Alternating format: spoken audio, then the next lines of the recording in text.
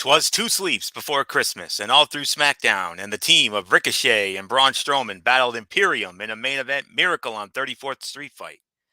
The battle headlined a holiday-themed episode that also crowned a new number one contender to Ronda Rousey's SmackDown Women's Championship and saw the Usos defend their historic reign as undisputed tag team champions. Who won? And what did it mean for the immediate future of the blue brand? And how did each of the night's segments and matches grade out? Find out now for this recap of Friday Night SmackDown, for this is the Cerebral Smack Talk. Hello, friends, and welcome to another edition of the Cerebral Smack Talk. I am Anthony Florio, filling in tonight for good old MF Michael Fletcher. And I am joined as always, delighted to be joined as always by the Phenom Michael Bullock, fresh off another one of our legendary SmackDown chats. Tonight, you know how we do it, Friday Night SmackDown. We also have AEW Rampage, so let's not waste any more time. Let's dive right on into the action. Friday Night SmackDown, second of a double taping. We had a taped show here tonight, which was, of course, taped last Friday night from the Allstate Arena in Chicago, Illinois. And we started it off with an in-ring segment with the Bloodline, Roman Reigns, the Usos, Solo Sikoa, Sami Zayn, Paul Heyman. And what can I say? This was, without a doubt, the segment of the night. This was more superb mic work. Yep, I just want to make sure I have my right notes here. Okay, this was more superb mic work from Reigns and Zayn, whose dynamic has helped fuel the best story WWE has produced, arguably, in my opinion, since Kevin Owens and Chris Jericho's months-long story in 2017. The emotion of Sami Zayn has helped him connect with audiences while Reigns stands by watching, manipulating the situation, and conveying as much through his excellent facial expressions. The moment that the divorce between Zayn and the Bloodline occurs, the fans will erupt, and WWE will have its biggest babyface since Daniel Bryan.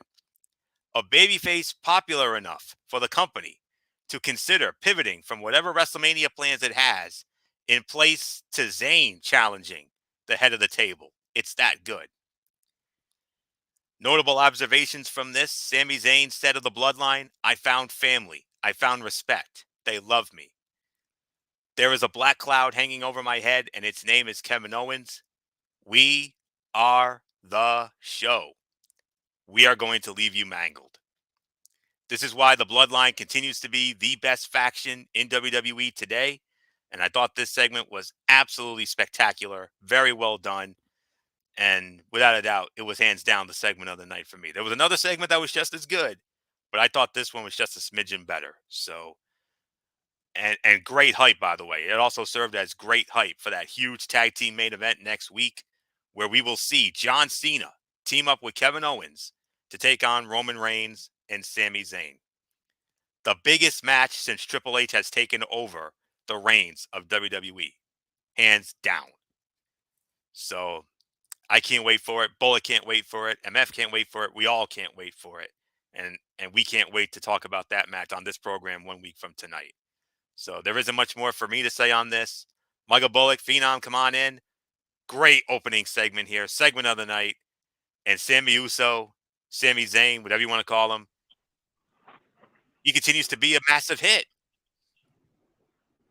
Yeah, he is a massive hit, and like you said, say what you want about him. You can call him lame duck man if you want to, but he literally stole the show with this promo, and basically saying the only one that stands in the way is Kevin Owens, and even sent a message to John Cena, and that basically he was going to mangle Kevin Owens and John Cena, basically send John Cena back to Hollywood where he belongs, and he could spend the rest of his miserable life there.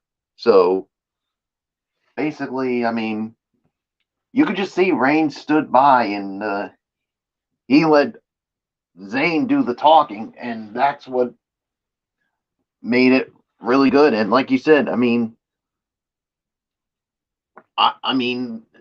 it's gonna happen. I mean, the bloodline's gonna turn on Zayn eventually, and I know when it's gonna. Well, we're gonna start to see the first cracks of it, and I'm making a bold prediction on this one, Florio, and I already told you about this. I think John Cena is gonna get the the pinfall on Sami Zayn. I agree. And I think that's where we're going to start to see the first little inkling of when of the bloodline starting to turn on. It's going to happen, but I think this is where it all begins. So nice promo here. It's yours, Florio. All right, Bullock, let's get into our first match of the night, which was for the undisputed WWE Tag Team Championship. The champions, the Usos, with Sami Zayn in their corner, defending against the challengers, Hit Row, Ashante the Adonis, and Top Dollar, B-Fab in their corner, of course. Winners of the match in 9 minutes and 43 seconds, and still the undisputed WWE Tag Team Champions. It is the Usos. Michael Bullock, no big surprise here. Yeah, no big surprise here. 2.5 to 3 is my rating for this one. I mean, it was a fine match here. I mean, it definitely could have been better, but yeah, I mean, no surprise here. The champions do stay the champions. Yeah, and the long reign of the Usos continues. So there's really nothing more to say. It's yours, Florio. 3 stars for the effort. Solid match.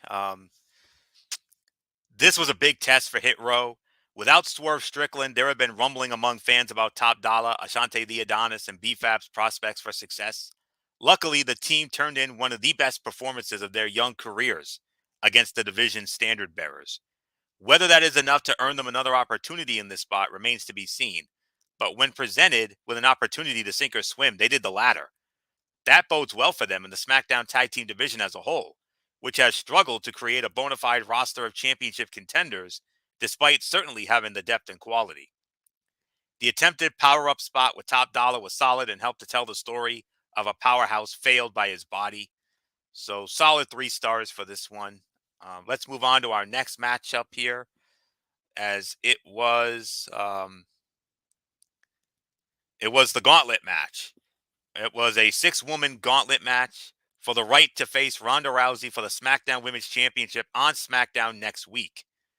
Participants: Emma, Raquel Rodriguez, Tegan Knox, Liv Morgan, Sonya Deville, and Xia Li. It started with Xia Li versus Emma. Xia Li won the match 1 minute and 45 seconds. Then it was Xia Li versus Tegan Knox. Xia Li wins that match in 1 minute and 29 seconds. Next, Raquel Rodriguez came in, and it was Raquel Rodriguez who won that match in 5 minutes and 56 seconds. And then Liv Morgan was next, and Raquel Rodriguez won that match in an even 10 minutes. And then the final participant, Sonya Deville, and the winner. And then after 3 minutes and 31 seconds of action between those two, the winner of the match in a total time of 3:31. Yep, and the winner in a total time of 23 minutes and 58 seconds. Well, actually, no. Let's not forget something here.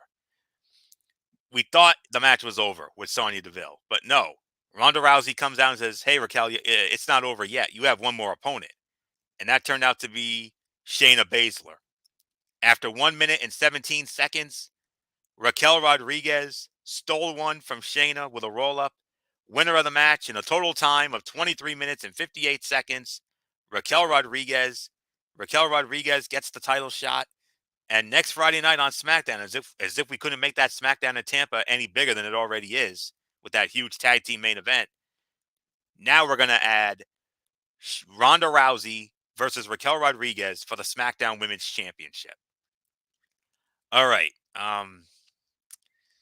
Thoughts on all of this? Well, I'll tell you what.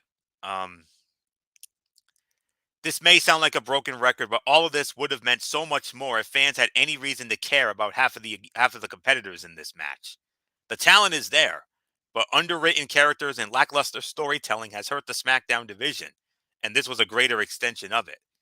Tegan Knox just returned but was beaten. Ditto Emma. Xia Li had a big moment last week, but despite an impressive early run, also suffered a loss. Raquel Rodriguez was pushed to the moon, and fine, that may help create a new star, but the lack of reaction from the fans suggests they are not ready or willing to throw their support behind her. Maybe that changes by next week. Without a doubt, the best part of this gauntlet match was the Liv Morgan Raquel Rodriguez match. That showed some promise and begged the question: is Rodriguez in the wrong role as a generic babyface rather than working heel as an imposing badass like she was in NXT? That's definitely something to think about here. So, as a whole, I could probably give this only about 2.5 to 3 stars, but the best part of it, hands down, was the Liv Morgan Raquel Rodriguez battle.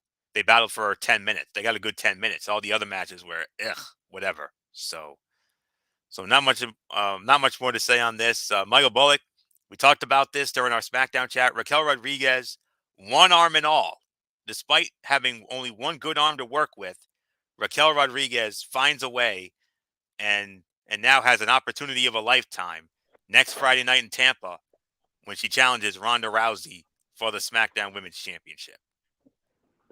Yeah, I'm gonna give this 2.5 to 3 as well. I mean, the only highlight of that gauntlet match, like you said, was Liv Morgan and Raquel Rodriguez. Everything else was just ugh. So, but yeah, I mean, now Raquel Rodriguez gets a shot at Ronda Rousey and the SmackDown Women's title next week, as if next week couldn't get any bigger, especially with that huge tag team tag team match next week. Now you throw this in, it's making the final SmackDown of 2022 look like something really good. So we'll wait and see how it goes. So, but for the record, there's no doubt about it. Ronda Rousey's going to beat Raquel Rodriguez hands down. So Agreed.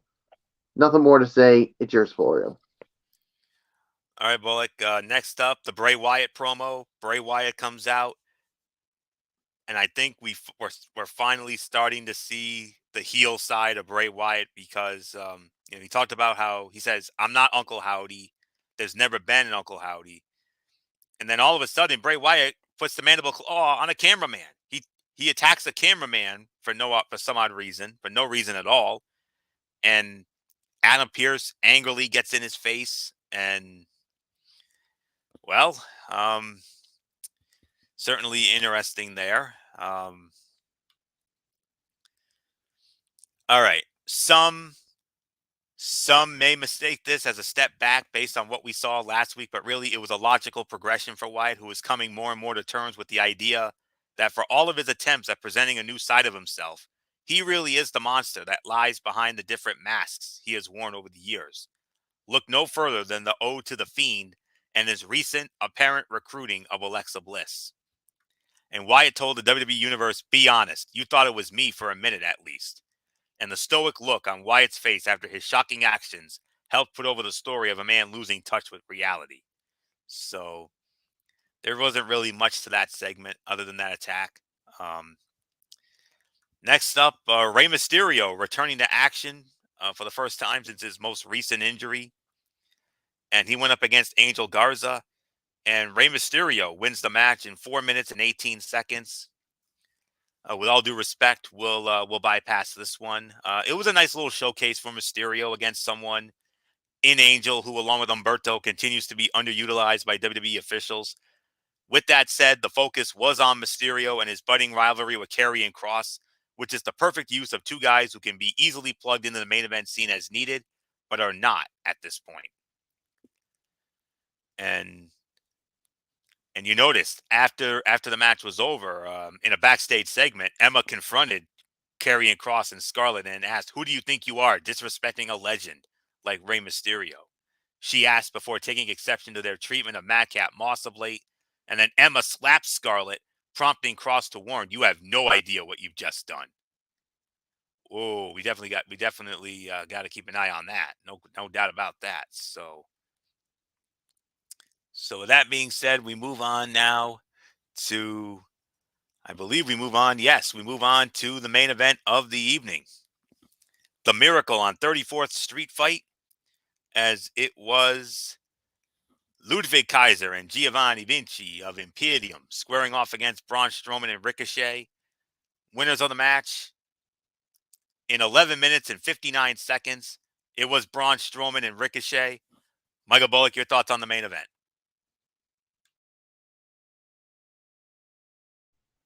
Yeah, I thought this was the fight of the night here. 3.25 stars is my rating for this. I mean, the outcome was never in doubt. You knew Strowman and Ricochet were gonna go over, so yeah, obviously, I mean, there were some highlights. We did see a ballerina here, and even Florida, we saw the current NXT Tag Team Champions, the New Day, as the Nutcrackers. I mean, goodness gracious! I mean, we had a nice appearance from the New Day here. So yeah, but all kidding aside, this builds towards Braun Strowman being the next opponent for Gunther in the Intercontinental title. So yeah, there's nothing more to add on to it. It's yours, Florio. Yeah, this by default, this was the fight of the night. The wild, chaotic brawl had everything: cookies, Christmas trees, ballerinas, New Day as nutcrackers, mistletoe, Samantha Irvin involvement, and another signature win for Ricochet, who earned the win with a shooting star press. This was a fun, energetic match that is not going to be confused for a wrestling classic, but gave the audience a lighthearted holiday offering to cap off the WWE week. More importantly, it continued a career renaissance for Ricochet in 2022, really highlighting him and serving as a statement to the wrestling world that he is one to keep an eye on in the new year. Michael Cole explained away Gunther's absence by stating he got an early start on holiday vacation. It was a nice touch because it distances the uber serious wrestler from the hijinks in a match of this sort. A ballerina emerged from one giant gift box on the stage while NXT Tag Team Champions The New Day stepped out of the other, apparently nutcrackers, as they kicked Vinci and Kaiser low. And then Braun Strowman grabbed mistletoe and urged ring announcer Samantha Irvin to kiss Ricochet. She did, and he fired up, leading to the finish. Michael Cole actually acknowledged the couple's real life relationship, another sign that Triple H respects his fans' intelligence and understands they have social media. 3.25 stars. I agree with the rating. Um, Definitely a step down, but then again, it's a tape show. What else is there to say? This was kind of what you've come to expect from holiday wrestling episodes. It peaked with the excellent Sami Zayn promo at the start of the show, and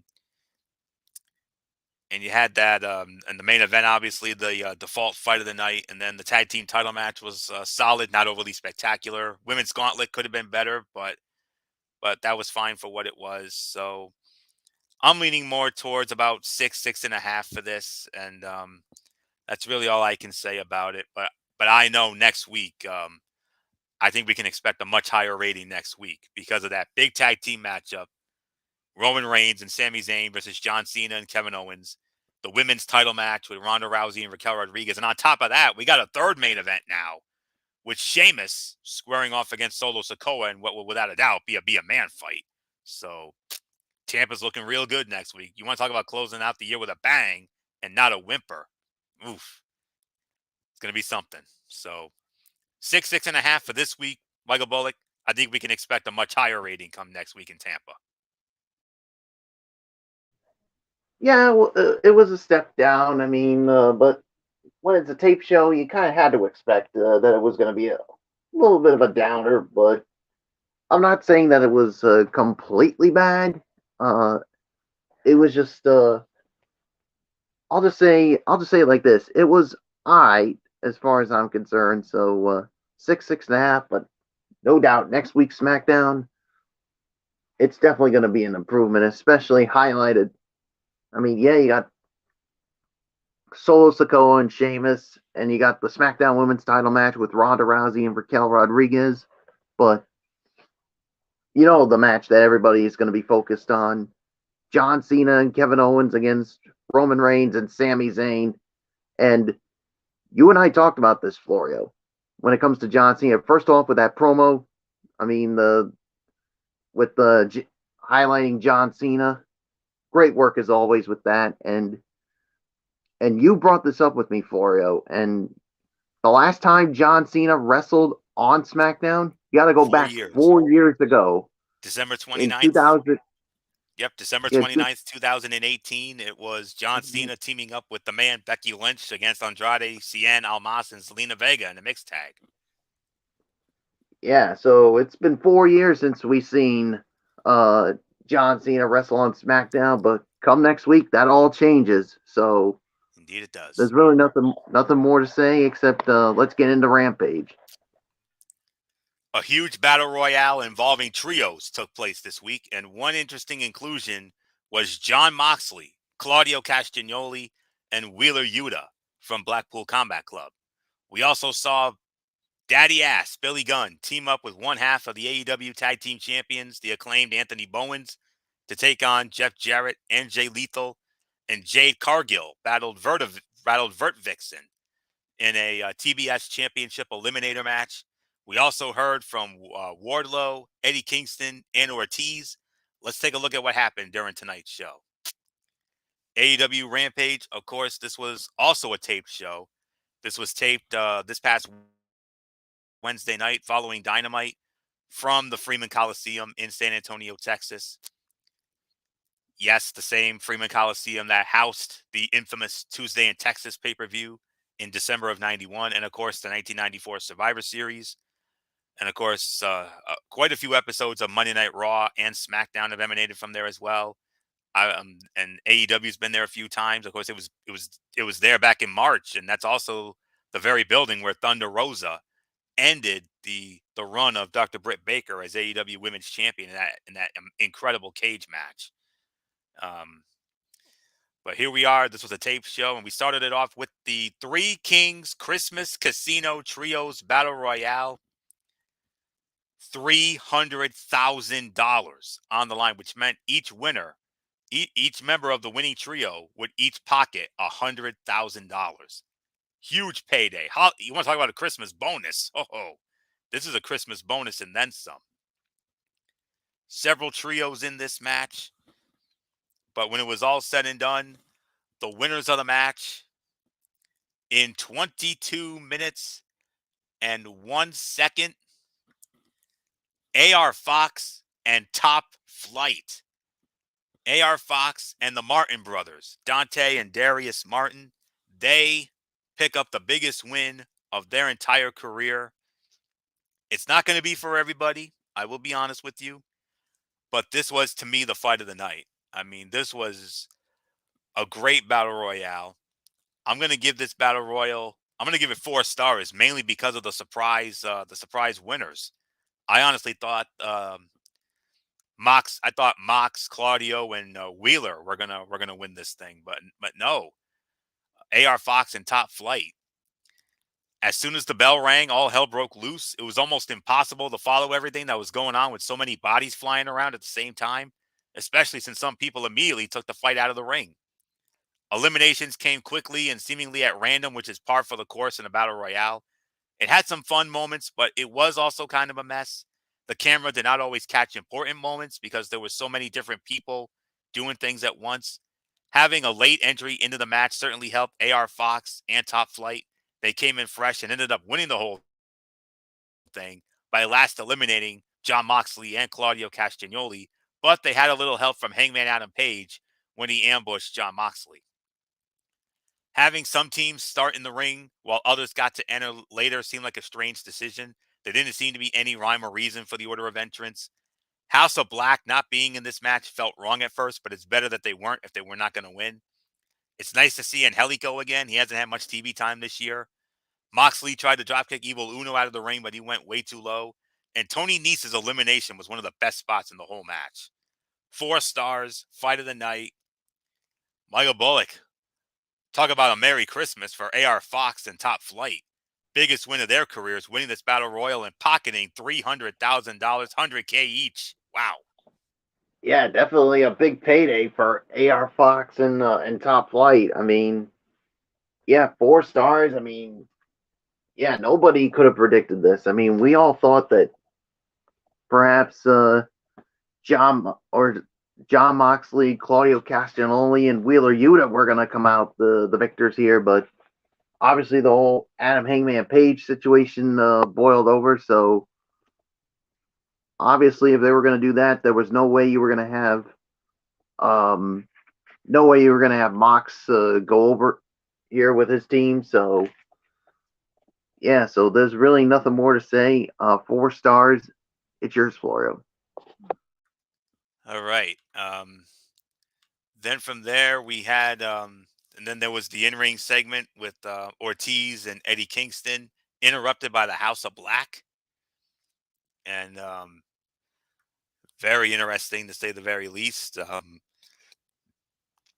I think we could definitely see something coming in from that.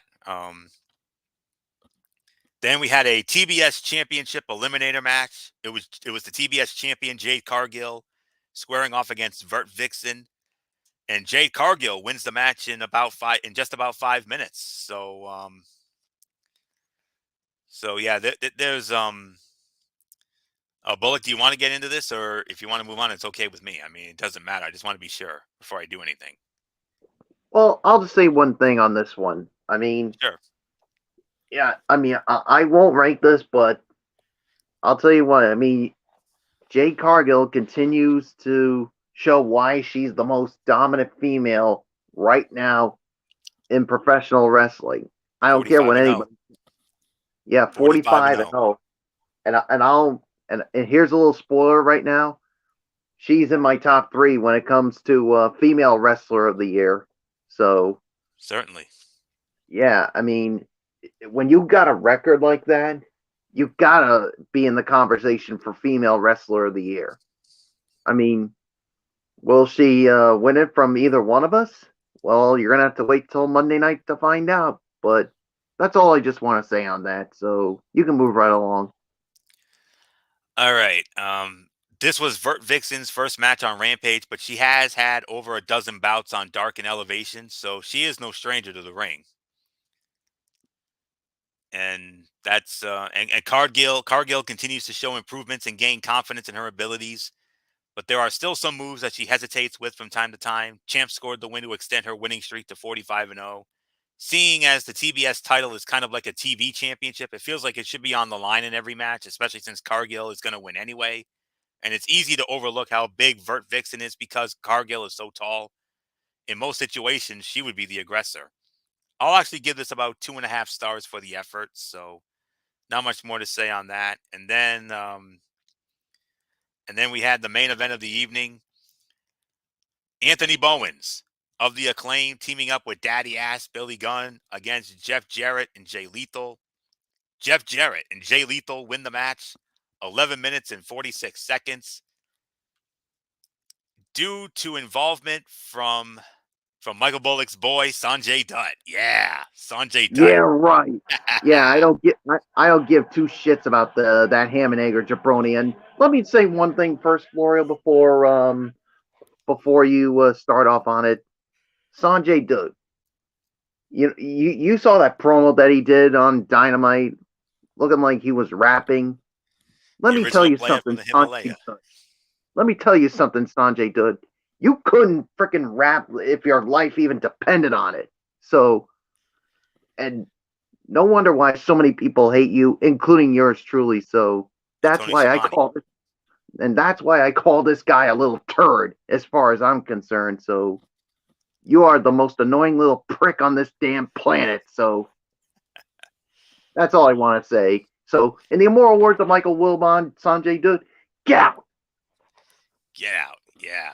Um, yeah, you're hating on him now, Bullock, but trust me, if you had seen his work in Impact Wrestling like when I did back in the early days of Impact Wrestling, you would I don't care. I don't give a I know damn. He's still you annoying as far as I'm concerned.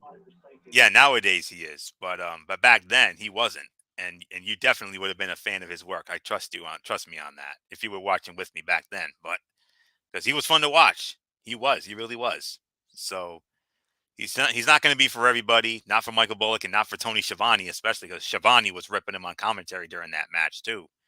Um, all right, second best fight of the night for me. Billy Gunn and Jeff Jarrett have worked together in WWE, TNA, and now AEW, so their history is deep despite not having many big feuds together. fun tag team match that was mostly carried by Jay Lethal and Anthony Bowens. Double J and Daddy Ass both had some good moments, but it was Lethal who won by hitting Gunn with his finisher, the lethal injection. Gunn acknowledging his past history with Jarrett during the pre-match promo with some nice continuity. One of the best things AEW has done since the start is to acknowledge the history outside of the company. Lethal looks like he's been hitting the gym. He's put on a little more muscle. And the lethal injection is one of those moves that either looks awesome or awful, depending on how well he hits it. And that one looked pretty good. So I'll give it about three and a quarter, teetering on 3.5. Second best fight of the night for me. Um, so with that, Michael Bullock, let's get to your overall review on AEW Rampage. Did I give my thoughts on it? Um, I'm sorry. Yeah, you're right. My apologies. Your thoughts on the main event? I thought you led off. My mistake. It's me. All right. No, that was only with what I had to say about Sanjay Dutt. So 3.25 stars. I agree with you. I mean, the ending with that little turd's low blow definitely took away from it. But all in all, I thought it was still a good main event. But yeah, there's really nothing more for me to say. And as far as my overall thoughts on the show, I'll give it about a 6 out of 10. I mean, I thought it was an okay show, so nothing more to say. It's yours, Florio. Yeah, theme of the night, 6.5. As far as the overall goes, if I were to suggest something, I'd say watch the Battle Royale and the main event. You can skip the women's match if you want, unless you're a diehard Jay Cargill fan, but or even a Vert Vixen fan for what we know. But 6.5, same thing. Both shows were middle of the road tonight, but then again, both were tape shows. What else is new? So with that, that will put the bow on this edition of the Cerebral Smack Talk. We want to thank you all so very much for tuning in as always. Before we go, we want to take this moment to wish all of you out there a very Merry Christmas. And because it is Christmas weekend, we got Christmas Eve tomorrow and Christmas on Sunday. And of course, we'll be off. We'll be off both of those days, and we'll be back with you again on Monday night, right back here on the Tone 25. Special start time, friends. Special start time, 10:30 on Monday night. Considering that it's not a live Monday Night Raw, it's going to be a best of 2022 edition of the show. So, and what we're going to do is at 10:30 on Monday night, right back here on the Tone 25, we're going to have our Talking Wrestling TXN 2022 year in review special. Myself, Michael Bullock, hopefully good old MF will be on with us as well, and maybe Didi Woodson. I don't know. We'll see. But regardless, we will have we'll relive. We'll share some of our favorite moments in professional wrestling in 2022, and then we'll also have our year end awards. You know, such as in no particular order: match of the year, pay per view of the year, male wrestler of the year, female wrestler of the year, breakout star of the year. Just to name a few. So a tag team of the year, obviously, and we'll get into all that on Monday night as part of our Talking Wrestling TXN 2022 year in review special. Wednesday night, 10:30. We will not have Wednesday Night Madness. We will have in place of that the same special only for TXN Sports World. It will be our TXN Sports World 2022 year in review special. We'll relive our favorite moments in sports in 2022. I know one particular moment that will be on Michael Bullock's list, wink, wink, um, that happened during the spring and summer, obviously. And of course, in addition to that, we will also preview the final Thursday night football game of the season, the Dallas Cowboys and the Tennessee Titans. Good one there. And then in the main event, we will have our preview of the New Year's Six bowl games headlined by the college football playoffs. We will save that for the main events. That'll be on Wednesday. And then Thursday, the Week 17 edition of TXN Sports World NFL Thursday. We'll recap Cowboys Titans when the time permits, and then we'll preview all of the games of Week 17. Of course, the notable games, the game of the game of Week 17, the Buffalo Bills and the Cincinnati Bengals. We also have some other good ones: the Miami Dolphins against the New England Patriots, the Minnesota Vikings and the Green Bay Packers, Pittsburgh Steelers, Baltimore Ravens, just to name a few on in week 17, and we'll get into all of that on Thursday night. And then next week the final Cerebral Smack Talk of 2022 to close out 2022 when it comes to our shows, as we will review Friday Night SmackDown, including that huge main event, John Cena and Kevin Owens versus Roman Reigns and Sami Zayn, along with Ronda Rousey and Raquel Rodriguez for the SmackDown Women's Championship, and Sheamus versus Solo Sikoa. And then we'll also get into AEW Rampage as well to close out the year. So that's it. So until Monday night for our Talking Wrestling 2022 year in review special, right back here on the Tone 25, Anthony Floyo here for the Phenom Michael Bullock, and in spirit, good old MF Michael Fletcher, and of course, always and forever, the First Lady, the Twisted Angel, Dee Woodson. You know the routine, everybody. Thumbs up. Talk to you later. Yeah, throw it up Fortune 4 style. Bye for now, my friends. God bless. Be good to each other. Have a blessed and Merry Christmas this weekend with your family, and a blessed Monday as well. And until Monday night for our Talking Wrestling TXN 2022 year in review special, you've been watching the Cerebral Smack Talk right here on the Tone 25 on YouTube and StreamYard.com. And remember, my friends, no matter what anyone tells you beyond anything else, wrestling is indeed actually real. For everybody who's been a part of this one, for now, Anthony Florio, so long, and bye, everybody, bye. Merry Christmas, everybody. Merry Christmas, our friends.